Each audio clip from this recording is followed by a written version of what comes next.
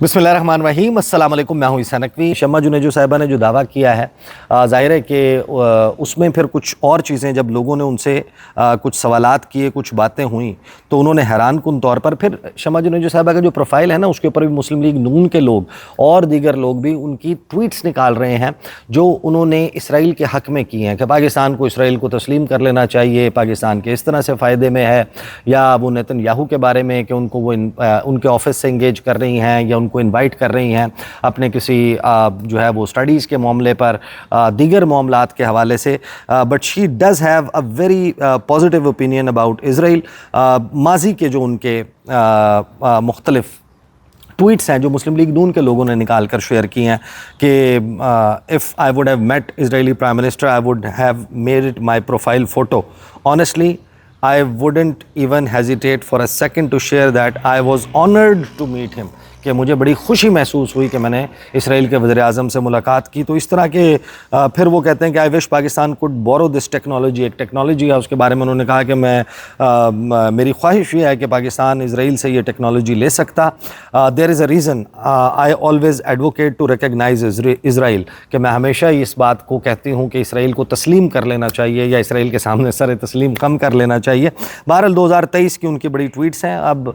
वो क्लेम ये कर रही हैं, जब वो ये ट्वीट्स कर रही थी, वो क्लेम कर रही हैं कि 2025 में फिर वज़ीर-ए-आज़म पाकिस्तान की नज़र इंतखाब उन पर ठहरी और उन्होंने वज़ीर-ए-आज़म पाकिस्तान ने उनको अपना स्पीच राइटर और अपना एडवाइज़र भर्ती कर लिया कि मुझे बताएं, मुझे समझाएं कि मैंने दुनिया में लोगों के साथ किस तरीके से इंटरेक्ट करना है। अब इसी मामले के ऊपर इन्होंने हैरान कुन तौर पर कुछ ट्वीट्स किए और उन ट्वीट्स में इन्होंने बहुत ही दिलचस्प जो है, और फिर इनमें से कुछ ट्वीट्स डिलीट हो गई हैं। एक ट्वीट ऐसी है जो अभी भी मौजूद है और उसका स्क्रीनशॉट मैंने खुद जो है वो लिया है, इस वजह से वो मैं 100% कन्फर्म कर सकता हूँ कि वो अभी भी मौजूद है। लेकिन इन्होंने जो ट्वीट्स की हैं वो हैरान कुन थी। इनसे किसी ने सवाल किया, जब इन्होंने कोई तस्वीर वगैरह पोस्ट की जो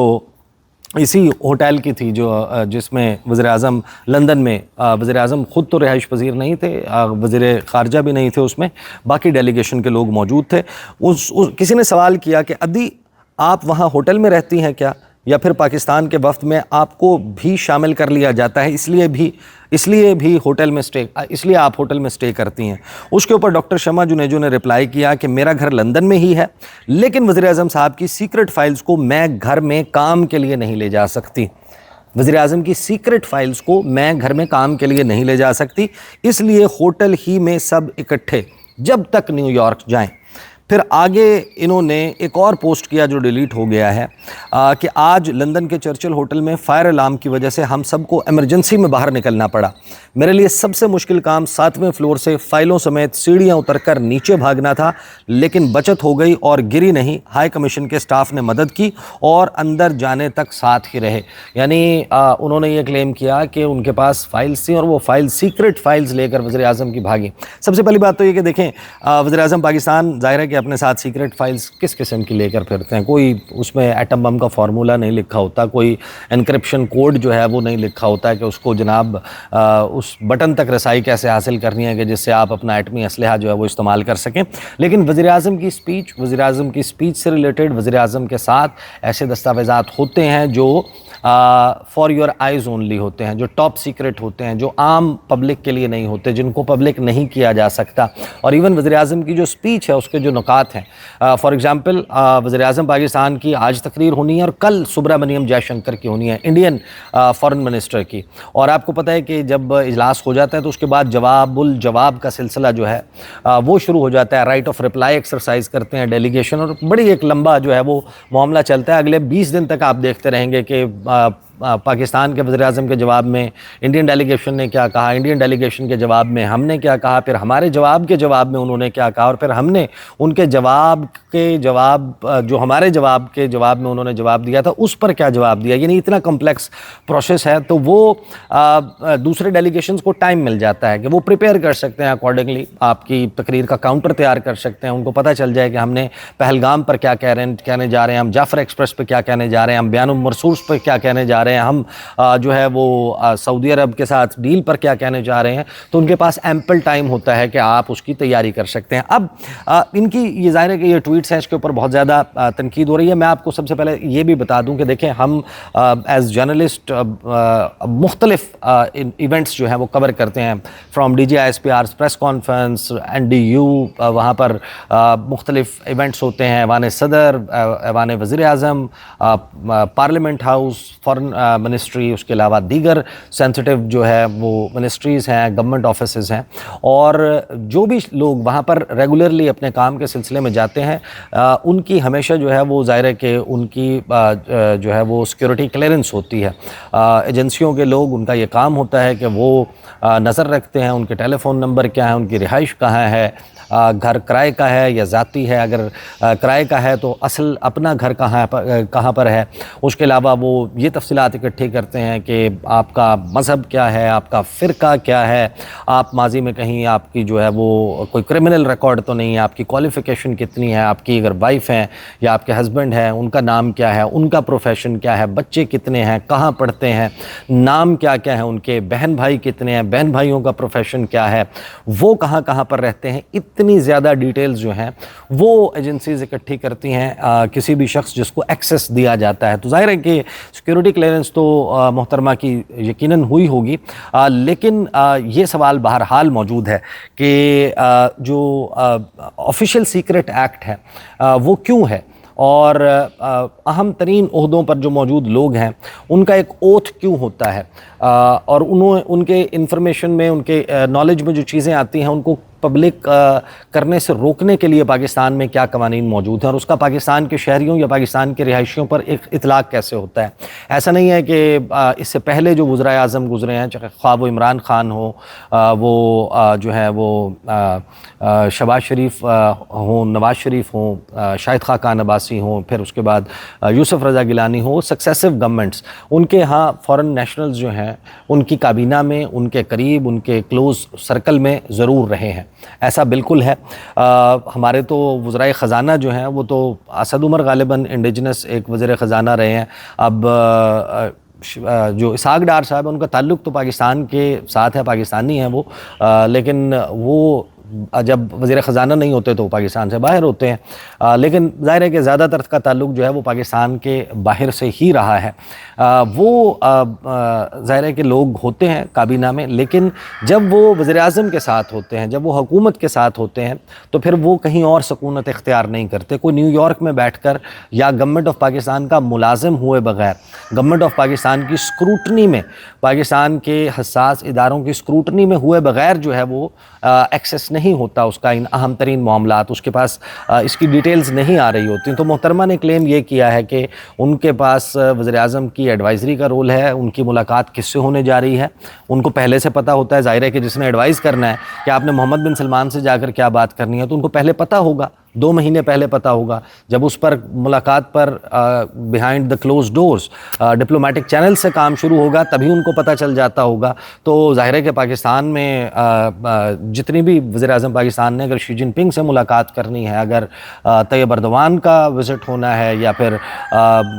ایرانین پریزیڈنٹ مسعود پزشکیان جو ہیں ان سے ملاقات کے لیے جانا ہے, تو یہ تمام چیزیں جو ہیں وہ ان کے مطابق ظاہر ہے کہ ان کو پتہ ہوتی ہوں گی, جبھی وہ ایڈوائز کرتی ہوں گی, پالیسی بریفز بناتی ہوں گی. اور پھر جو سپیچ لکھنا ہے اس کے لیے آپ کے پاس بڑا نالج ہونا چاہیے, آپ کے علم میں ہونا چاہیے کہ 77-78 سال سے پاکستان کی آفیشیل پوزیشن, پرنسپلڈ پوزیشن مختلف معاملات پر کیسی ہے, کب کتنی تبدیلی کس بنیاد پر آئی, آج پاکستان کی پوزیشن کیا ہے, اینڈ اکارڈنگلی آپ چیزوں کو ڈرافٹ کرتے ہیں. اور پھر اس پروسیس میں آپ کو بھی پالیسی بریفز ملتے ہیں, آپ سے بھی وزیر اعظم اپنا مائنڈ شیئر کرتے ہیں. اگر اس کلیم کو درست تصور کر لیا جائے جو انہوں نے کیا, یا پھر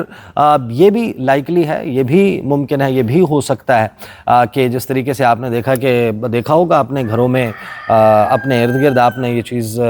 خود بھی پریکٹس کی ہوگی کہ کچھ بچے جو بڑے بچے ہوتے ہیں 11-12 سال 13-14 سال کے بچے، وہ اگر ڈرائنگ کر رہے ہوں یا مصوری کر رہے ہوں، خطاطی کر رہے ہوں، کچھ لکھ رہے ہوں،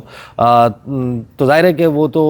چیزیں خراب نہیں کرتے، وہ تو اچھا ڈرا بھی کر لیتے ہیں۔ ان کو دیکھ کر پھر جو چھوٹے بچے ہوتے ہیں جن کو لکھنا نہیں آتا یا جن کو ڈرائنگ کرنی نہیں آتی، وہ رونے لگ جاتے ہیں، وہ ضد کرنے لگ جاتے ہیں، اور وہ کہتے ہیں کہ آپ ہمیں بھی جو ہے وہ ڈرائنگ کرنے دیں۔ آپ کو پتہ ہے کہ وہ کاپی خراب کر دے گا، آپ کو پتہ ہے کہ وہ چارٹ پیپر جو ہے اس کو خراب کر دے گا، وہ آپ کو پتہ ہے کہ وہ پینسل جو ہے یا مارکر جو ہے یا جو برش ہے اس کو توڑ دے گا، لیکن پھر آپ ظاہر ہے کہ اس کو روتے بچے کو چپ کرانے کے لیے آپ اس کو پینسل، پین، کاغذ پکڑا دیتے ہیں، وہ اپنے طور پر جو ہے وہ ڈرائنگ کرتا بھی ہے، اور جو ہے وہ اس کو پھر یہ کلیم بھی کرتا ہے، آپ سے پوچھتا بھی ہے بار بار کہ کتنی بہترین ڈرائنگ کیا میں نے، پھر آپ کو اس کی تعریف بھی کرنی پڑتی ہے۔ یہ والا معاملہ بھی ہو سکتا ہے، لیکن جو کچھ بھی ہو یہ بڑا ہی حیران کن ہے۔ اس کے اوپر لوگوں نے دیکھا بھی کہ ان کا جو ایکسس ہے، جس وقت سپیچ کر رہے تھے خواجہ آصف وزیر دفاع، ان کے عقب میں جو ہے وہ فریم میں موجود تھیں، کچھ 6-7 منٹ کی ان کا جو سپیچ کا دورانیہ تھا، اس میں وہ پاکستانی ڈیلیگیشن میں عقب میں بیٹھی ہوئی تھیں، ظاہر ہے کہ ان کا ایکسس تھا، اور مبینہ طور پہ جو ایک نون لیگ کے ورکر ہیں انہوں نے کہا کہ میں نے وزیر دفاع سے پوچھا، وزیر دفاع کے قریبی لوگوں سے پوچھا، تو انہوں نے کہا کہ ہمارے علم میں نہیں ہے کہ یہ خاتون کون ہے اور کیوں ہمارے ساتھ ہیں، حالانکہ وہ آفیشلی جو ہے اسی جہاز پر ان کے مطابق گئی ہیں جس جہاز کے اوپر وزیر اعظم پاکستان اور ان کا پورا ڈیلیگیشن موجود تھا۔ شیریں مزاری صاحبہ نے اس کے اوپر لکھا کہ گورنمنٹ آف پاکستان کو ہر صورت میں وضاحت دینی ہوگی کہ یہ کیسے ہو گیا، کیا یہ ایک خفیہ ایجنڈے کا حصہ ہے، ابراہم اکارڈز یعنی اسرائیل کے ساتھ تعلقات نارملائز کرنے کے حوالے سے، اسرائیل کے ساتھ تعلقات بنانے کے لیے، giving official recognition to someone representing recognition of rogue entity Israel by having them as part of official delegation raises serious questions of intent۔ کہ آپ کی جو ہے وہ انٹینٹ کے اوپر ایک بڑا سوالیہ نشان آ جاتا ہے کہ آپ نے اپنے ڈیلیگیشن میں ان لوگوں کو جگہ دی ہوئی ہے جو اوپنلی ایڈوکیٹ کرتے ہیں اسرائیل کے ساتھ بہترین تعلقات اور اسرائیل کو تسلیم کرنے کے حوالے سے، اس کو ریکگنائز کرنے کے حوالے سے۔ پھر اس کے اوپر جو ہے وہ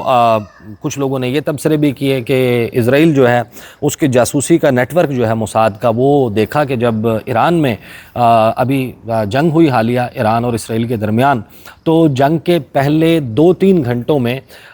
ٹاپ ملٹری لیڈرشپ، ٹاپ جو ایجنسیز کے لوگ تھے ان کو قتل کر دیا گیا اسرائیل کی طرف سے، اور ان کو پریسائزلی پتہ تھا کہ کون کس جگہ کہاں پر موجود ہے۔ تو کچھ لوگوں نے اس حوالے سے بھی خدشات کا اظہار کیا کہ چند منٹ کے اندر اسرائیل نے ایران کی ٹاپ کی فوجی قیادت اڑا دی تھی، ان کے بیڈ روم تک کا اسرائیل کو اپنے جاسوسوں کی وجہ سے پتہ تھا اور پن پوائنٹ ایکوریسی سے سب کیا تھا۔ ایک پاکستان جیسے ایٹمی ملک کو مکمل احتیاط کرنی چاہیے۔ شیریں مزاری، ماریانہ بابر، پھر اس کے بعد دیگر لوگ ٹویٹس پہ ٹویٹس جو ہیں وہ اس کے اوپر ہوئے جا رہے ہیں۔ میرے خیال میں دیکھیں، اس میں ظاہر ہے کہ آپ کسی کی بھی حب الوطنی پر شک نہیں کر سکتے، آپ کیسے کسی کے اوپر اس طریقے سے unless you are sure about it۔ لیکن جب ایک بندہ جو ہے اس کا ایک اوپن آئیڈیا ہے اس اسرائیل والے معاملے پر، جو ریاست پاکستان کی پالیسی نہیں ہے، جو حکومت پاکستان کی ہے، تو وہ ایکسپلین کریں کہ اب ہماری پالیسی یہ بن گئی ہے، ہم یہ کرنا چاہتے ہیں، لہٰذا ہم ایسے لائک مائنڈڈ لوگ اکٹھے کر رہے ہیں، جوڑ رہے ہیں۔ ہم نے جو الیکشن ہے اس میں یہ اپنا منشور دیا تھا کہ ہم اسرائیل کے ساتھ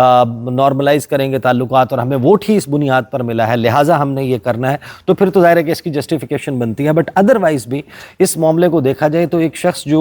جس نے اوتھ نہیں لیا ہوا، جو رہائشی پاکستان کا نہیں ہے، جو پاکستان میں نہیں رہتا، شہباز شریف صاحب تو ویسے بھی آپ کو معلوم ہے کہ ایون جو کنگ چارلز ہیں، جب ان کی کورونیشن تھی، جب انہوں نے ریسیپشن آف دا سینچری دیا، جس وقت ملکہ الزبتھ دوم کی جو ہے وہ آخری رسومات تھیں، اس میں شرکت کے لیے وہ اپنی بہو کو ساتھ لے کر گئے تھے۔ اگین بہو جو ہے وہ بھی پاکستان کی رہائشی نہیں ہے، وہ پاکستان میں قیام پذیر نہیں ہے، وہ نہیں رہتی، یہاں سے لندن گئے، اکیلے گئے، وہاں سے ان کو لیا کہ چلو قریب ہی پڑتا ہے بکنگم پیلس, ادھر سے وہ آتے ہیں. تو یہ شہباز شریف صاحب اس قسم کی چیزیں کرتے ہیں. ابھی انہوں نے یہ کر دیا. اب وہ خاتون کیونکہ پاکستان رہتی نہیں ہے, آئی ایم ناٹ سیئنگ کہ ان کی کسی حب الوطنی کے اوپر یا آپ اسی کے اوپر کوشچن کر لیں, آپ ان کا پوائنٹ آف ویو جو ہے پاکستان کے حوالے سے مختلف ہو سکتا ہے, لیکن آپ ظاہر ہے کہ لیکن آپ کے ایکسیس میں نہیں ہے ایک بندہ جس کو آپ ٹریک نہیں کر سکتے, جس کی میٹنگز کو آپ ٹریک نہیں کر سکتے. دوسرا ظاہر ہے کہ یہ معاملہ بھی ہو سکتا ہے کہ کچھ لوگ ان کو ایکسیس اتنا نہیں ہوتا, ان کو اتنا کچھ نہیں دیا ہوتا, لیکن ہمارے ہاں ایسے لوگ ہوتے ہیں جو آتے ہیں بڑے شہروں میں, شہر اقتدار میں آتے ہیں, سیاستدانوں کے ساتھ, منسٹرز کے ساتھ تصویریں اتارتے ہیں, اترواتے ہیں. ان کے جو ہے وہ جب واپس جاتے ہیں اپنے گاؤں دیہات واپس جاتے ہیں تو وہاں پر جا کر دو مقاصد ہوتے ہیں. ایک یہ کہ کچھ لوگ ہوتے ہیں جو اپنے رشتہ داروں پر, دوستوں پر روب ڈال لیتے ہیں کہ دیکھیں میرے کتنے بڑے لوگوں کے ساتھ تعلقات ہیں, یا پھر کچھ ایسے لوگ بھی ہوتے ہیں جو اس میں نوسر بازی بھی کرتے ہیں, اپنے ان تعلقات, اپنی وہ تصاویر اپنے ڈرائنگ روم میں سجا کے یا اپنے آفس میں سجا کے آنے والے لوگوں کو الو بناتے ہیں. ان کو بتاتے ہیں کہ بھائی میرے بڑے تعلقات ہیں, میں فلاں کام کروا دوں گا, اتنا مجھے جو ہے وہ پیسے دے دو, اتنا حصہ دے دو, اور درمیان میں کچھ لوگوں کو فون کالز بھی کر لیتے ہیں. تو بہرحال یہ معاملہ ایسا ہے کہ جس میں پاکستان کے سابق سفارتکار وہ بھی حیران ہے کہ یہ کیسے ہوا ہے, صحافی وہ بھی حیران ہے, سیاستدان بھی حیران ہے, اپوزیشن کے لوگ بھی حیران ہیں, حکومت کے اپنے لوگ بھی حیران ہیں کہ یہ ہوا تو ہوا کیسے. These are the details. اگلی ویڈیو میں ملاقات ہوگی, اجازت دیجیے, اللہ حافظ.